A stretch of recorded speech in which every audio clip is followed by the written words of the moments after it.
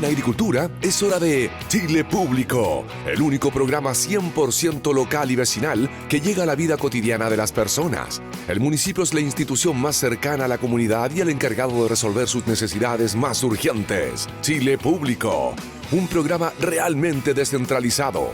Conduce Jorge Andrés Pomar. Bienvenido, amigo Lucho Fraile, a tu programa regalón Chile Público. Este Chile Público que hacemos desde la comuna de Providencia en Santiago de Chile en el 92.1, pero si estuviésemos en Los Ángeles seríamos 100.5, en Puerto Montt 96.9, en La Serena y Coquimbo 100.3, en San Fernando 99.1, en Talca 94.5. La radio también se ve canal 143 en Zapping TV, canal 182, no al revés, canal 143 en GTD, canal 182 en Zapping TV a través de nuestro YouTube Live. Y un Chile Público que hacemos gracias a los amigos de Netcore. ¿Quieres mejorar la productividad y gestión de tu organización? Netcore es la solución tecnológica que transforma la gestión de recursos humanos, contabilidad y educación de instituciones públicas y privadas. Y como es tradicional, los días martes ya está en el estudio número 2, también conocido con la placa que tenemos aquí afuera, el estudio Lucho Fraile, la señora Luz Poblete. Bienvenida. Así es. ¿Cómo está? Bien, aquí estamos, día martes, como siempre. Y qué rico estar acá, a veces no me gusta conectar, me gusta estar acá contigo. Eso. Oye, en esta fecha de septiembre, hoy día puntualmente es 10, hay como una gran dicotomía. No, casi listo para el 18. Venga la empanada, el anticucho, la cueca, uno se junta con la familia, los amigos, subimos la bandera, pero antes igual hay que pasar por este tránsito del 11, ¿no es cierto? El año pasado fue duro, eran 50 años. Yo tengo la impresión que este año va a ser menos connotado de lo que ocurrió el 2023. Pero no por eso pasa desapercibido. El domingo tuvimos la romería, ¿no es cierto? Tradicional al cementerio general. También tradicional los incidentes. Vimos la moneda estaba cercada, pero como si hubiese venido una guerra civil. Poco menos. Oye, ¿viste Guerra Civil, la película?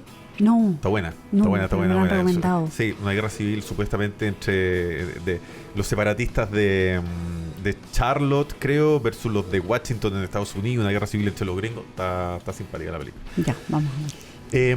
Dicho aquello, siempre hay que pasar entonces por este tránsito del 11 de septiembre. ¿Tú tienes alguna reflexión distintas a las que tuviste en esos 50 años y cómo el gobierno a lo mejor manejó esos 50 años del golpe militar? Bueno, como bien dices, nunca pasa desapercibido el 11 de septiembre. Creo que no debe pasar desapercibido, porque también la reflexión respecto de lo que pasó en Chile el 11 de septiembre del 73 siempre va evolucionando en su análisis dependiendo del contexto que esté pasando nuestro país y también nuestros vecinos, en este caso también nuestro continente, Latinoamérica en particular, y lo que está pasando en el mundo respecto de los derechos humanos, respecto de las dictaduras, respecto de la intervención de las Fuerzas Armadas, del Estado de Derecho, de lo frágil de la democracia.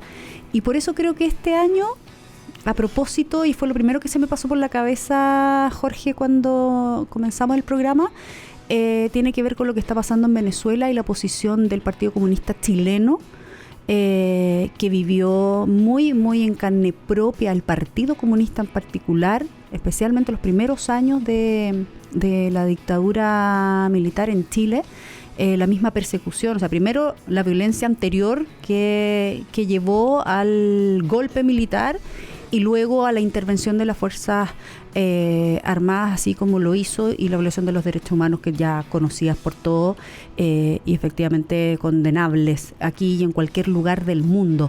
Entonces creo que la reflexión a propósito de que le pasan los 51 años a este gobierno, el gobierno de Gabriel Boric, con el Partido Comunista adentro, con una muy tibia al principio negadora opinión respecto de la dictadura en Venezuela, de lo que está pasando con el Estado de Derecho, con la democracia, con la violación de los derechos humanos, con los presos políticos, con los desaparecidos, con la violencia en las calles, que es lo mismo que ellos condenaron, sufrieron, padecieron durante la dictadura militar chilena, es ahí donde creo que hay una reflexión importante de cuando defendemos la democracia, cómo defendemos los derechos humanos, sin importar del lugar de donde vengan, la capacidad de poder mirar esto con toda la objetividad humanitaria que requiere en cualquier parte del mundo,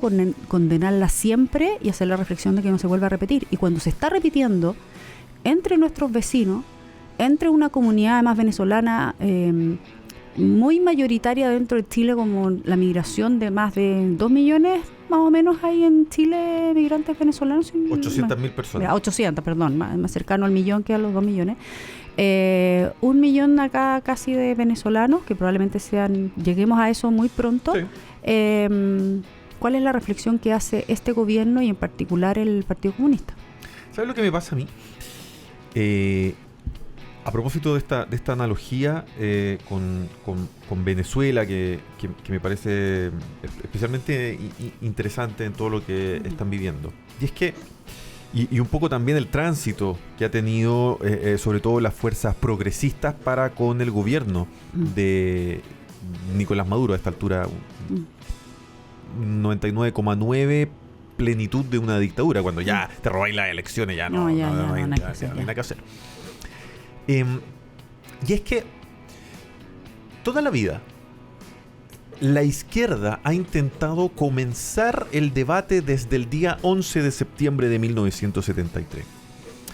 Y el descrédito, la corrosión y el derrumbe de la democracia chilena es muy anterior. Es muy anterior. Incluso tal vez anterior al gobierno de Salvador Allende, que yo creo que es el que precipita todo, pero anterior a ello.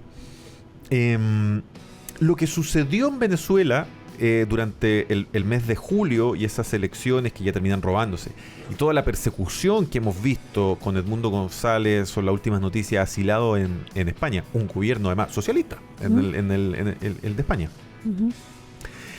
es que la degradación también del gobierno de Nicolás Maduro y del chavismo en general, antes con Chávez, ¿no es cierto?, no es tampoco de esta elección, y tampoco es de un año atrás y 2 años atrás. O sea, cuando hace 20 años atrás todos poníamos alerta sobre el gobierno de Hugo Chávez, de cómo incurría en autoritarismos, de cómo incurría en cuestiones que uno sabía le hacían daño a la democracia, cómo empezó paulatinamente a perseguir medios de comunicación, opositores. Entonces, pero claro, en una proporción mucho menor de lo que vemos hoy día. Pero cuando todos veíamos todo aquello, acá el progresismo y la izquierda, todos decidieron mirar para el lado. Y cuando digo todos, yo no recuerdo ni una sola voz de ese mundo que haya subido una bandera alerta. Al contrario, la misma presidenta, hoy día al parecer la candidata presidencial de ese mundo, la misma presidenta que después como comisionada de los derechos humanos ha sancionado al gobierno de Maduro, en ese tiempo literalmente abrazada, cuando digo abrazada, literal, abrazada de Chávez. Entonces, y para seguir entonces con la analogía que tú proponías, yo creo que aquí hay un problema de parte de la izquierda chilena, pero a lo mejor en general, y es que cuando explota las crisis institucionales, no son capaces de poder sacar resultado de las razones, de entender los mecanismos de cómo aquello se genera. Y finalmente, claro, se busca culpar de esa crisis al resto. Así como hoy día el culpable puede ser Estados Unidos porque aplica sanciones a Venezuela. Pero las sanciones no provocaron esta crisis. Son consecuencias de... Son también consecuencias de lo mismo. Entonces, yo creo que es bien interesante esa analogía. Y si bien es cierto, me da cierta cuota de esperanza el hecho que hoy día el gobierno, con un grado importante de claridad haya decidido condenar el gobierno de Nicolás Maduro. Por fin no se habían atrevido a llamarlo dictadura, era como una palabra vetada para el progresismo. Bueno, para no pegar únicamente para ese lado. Durante mucho tiempo, llamar dictadura al gobierno de Pinochet dentro de las filas de la derecha era un insulto. También, muy difícil. Era, pero si eso de hecho, no... el primer partido, nosotros digo, Evópolis, Evolución Política, que nace en democracia, que no nace tampoco como apéndice de ninguno de los partidos tradicionales de la derecha, como lo son la UDI y Renovación Nacional, sino que nace de un grupo nuevo, nacido también en su mayoría en democracia, o que no vivió políticamente, no fue activo, porque o eran muy, muy, muy, muy jóvenes, o ni siquiera habían nacido. Le fue muy difícil introducir como dentro de estar en la derecha, que no te condenara a todo el resto del mundo. O sea, si estás en la derecha, entonces estás a favor de la dictadura, y por primera vez empezar a llamarle dictadura también desde este sector. Como diciendo, si nosotros somos liberales y somos liberales de derecha, el tema de el Estado de Derecho, la democracia y los derechos humanos son fundamentales para cualquier liberal, y creo que en eso no tienen que haber dobleces, y tú lo dices muy bien, la centroizquierda y la izquierda radical tuvo muchos dobleces en esta materia, con la violencia política. Pensemos en el estallido social, pensemos a propósito de que también el 4 de septiembre se cumplieron 2 años desde el triunfo del rechazo a la refundación de Chile, y estaban dispuestos a aprobar esa fundación, y con eso degradar aún más las instituciones que ya están en el suelo. Hoy día la crisis institucional es muy seria, y yo creo que el recordar cómo pasa, como le pasó a la Constitución, o sea, un gobierno que fue declarado y tú eres historiador, así que tú me puedes ayudar mucho más, pero que fue declarado inconstitucional por el Congreso de Chile del año 73, no es menor. No es menor que eso no ocurre de un día para otro, no ocurre porque a una fuerza política se le ocurre ir en contra de la otra, sino que es una degradación que es poco a poco, y tú bien lo dices, partió antes incluso que Allende, quizás para algunos partió con Frei, para algunos con Alessandri, fue la reforma agraria la que realmente empezó a hacer merma un poco de este arraigo como institucional respecto del significado que había en esa relación política, quizás que no era tan evidente porque era solo una reforma agraria, era algo más bien económico, o es político, o es del ADN de nuestras relaciones sociales, y cómo eso también fue generando ciertas rivalidades de clase, llámalo así, que ahí se veía mucho más patente lo que ahora pueden ser otros clivajes o rivalidades o tensiones entre un mundo y otro, como lo que vemos cada vez que se quiere hacer una reforma de algo, o sea, el no AFP o es que la derecha está en pro del empresariado, que no es lo mismo que decir que la derecha es pro mercado.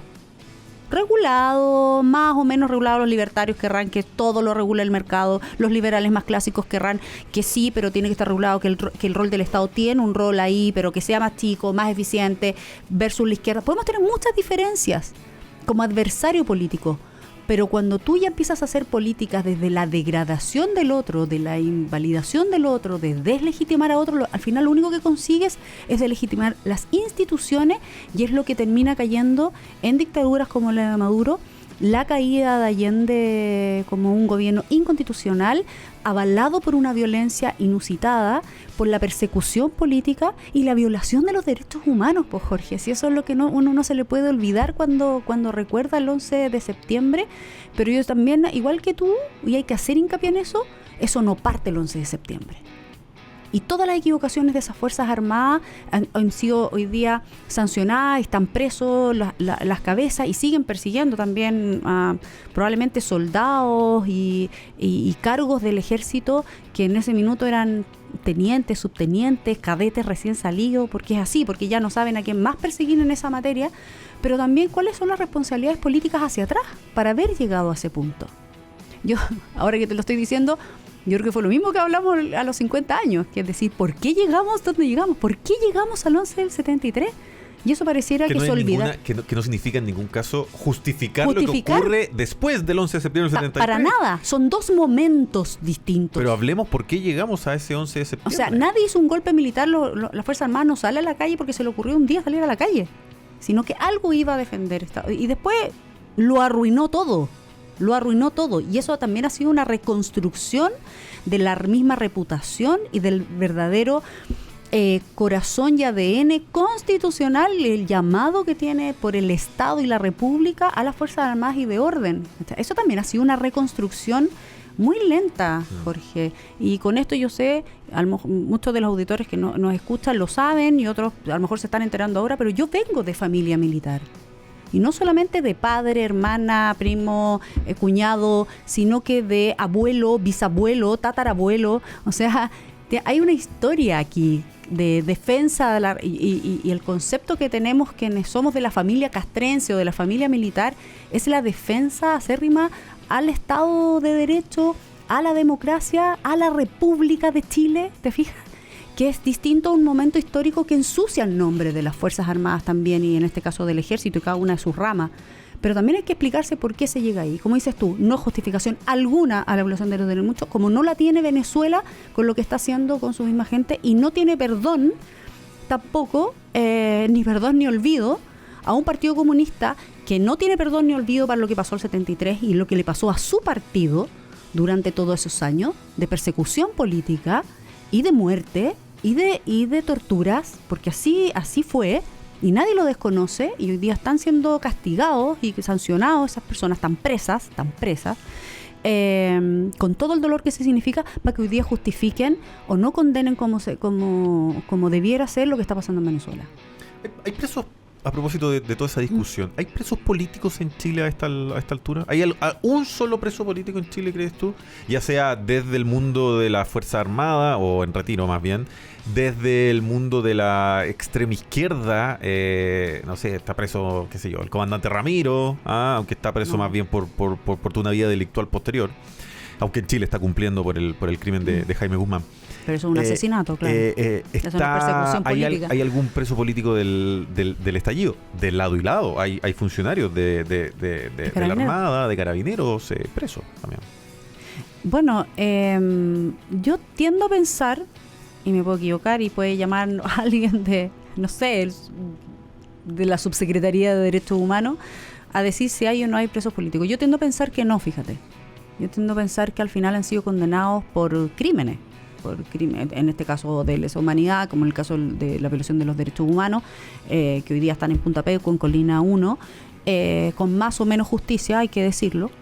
Yo no voy a tender a defender quienes efectivamente están comprobados que fueron parte de una maquinación cruel de violación de los derechos humanos. Eso yo no lo voy a justificar ni aquí ni en la Quebrada Ají.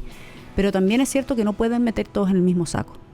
No tenían todos los mismos rangos, no tenían todos la misma responsabilidad, no tenían todos el mismo poder, no tenían todos la misma jerarquía, no tenían todos, uno es el ejecutor, otro es el que lo pensó, el ideólogo, y hay cargos, por algo el ejército es tremendamente jerárquico. Yo creo que no ha sido todo lo justo, y por el otro lado hay, en el caso del estallido social, efectivamente todavía hay presos, no sé si son presos políticos, son presos más bien de desórdenes en la vía pública, de violencia en la vía pública, de violencia en contra de Carabineros de Chile, como si también fueron sancionados los carabineros que abusaron también del sistema o que no pudieron controlar la situación. Por ejemplo, quienes están condenados por dejar ciega a la actual senadora Fabiola Campillay, por ejemplo, y así fue. Y así como hasta ahora han sorteado todos los libélulos, quienes no está comprobado, porque ellos dicen que ellos no fueron, pero bueno, por la misma situación a Gustavo Gatica. Exacto, fondo, claro, exacto. Y por otro lado, recordemos el error político, a mi juicio, y moral también, de los indultos del presidente Boric a los delincuentes también del estallido social. O sea, interviniendo además otro poder del Estado que sabemos que está colapsado, que hoy día está cuestionado, a propósito de todo lo que está pasando en el Poder Judicial.